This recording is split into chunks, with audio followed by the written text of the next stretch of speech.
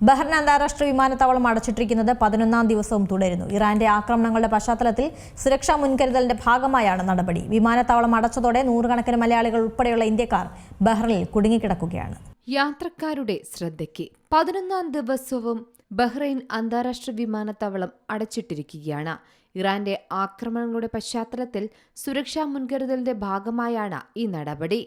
ഇറാന്റെ തുടർച്ചയായ ആക്രമണങ്ങളുടെ പശ്ചാത്തലത്തിൽ അടച്ചിട്ടിരിക്കുന്ന ബഹ്റൈൻ അന്താരാഷ്ട്ര വിമാനത്താവളത്തിൽ നിന്ന് ഇനിയും സർവീസ് ആരംഭിച്ചിട്ടില്ല.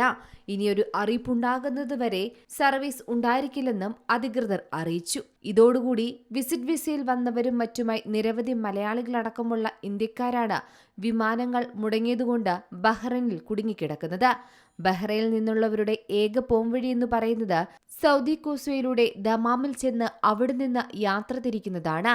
ഇതൊരു പരിധിവരെ ബഹ്റൈനിൽ കുടുങ്ങിയവർക്ക് ആശ്വാസമാകുന്ന കാര്യമാണ്.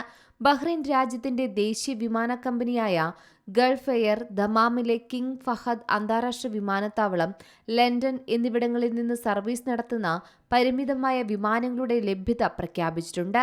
ഹീത്രോ, യുണൈറ്റഡ് കിങ്ഡം, മുംബൈയിലെ ഛത്രപതി ശിവാജി അന്താരാഷ്ട്ര വിമാനത്താവളം, ബാങ്കോക്കിലെ സുവർണഭൂമി വിമാനത്താവളം എന്നിവിടങ്ങളിൽ നിന്ന് 2026 മാർച്ച് 11 മുതൽ സർവീസ് ആരംഭിക്കുന്നതിനാൽ ഈ സ്ഥലങ്ങളിലേക്ക് യാത്ര ചെയ്യാൻ യാത്രക്കാർക്ക് അവസരം ലഭിക്കും.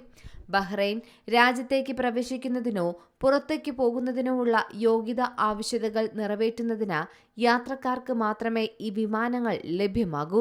കൂടാതെ ഗൾഫ് എയർ നൽകുന്ന രജിസ്ട്രേഷൻ ലിങ്ക് വഴി ബുക്ക് ചെയ്യാനും സാധിക്കും. മാത്രമല്ല, രാജ്യത്തിന്റെ വ്യോമാതിർത്തി സുരക്ഷിതമായി വീണ്ടും തുറന്നതായി ബഹ്റൈൻ സിവിൽ ഏവിയേഷൻ അഫയേഴ്സ് സ്ഥിരീകരിച്ചാൽ മാത്രമാണ് ഗൾഫ് എയർ പതിവ് പ്രവർത്തനങ്ങൾ പുനരാരംഭിക്കുകയെന്നും അധികൃതർ അറിയിച്ചു.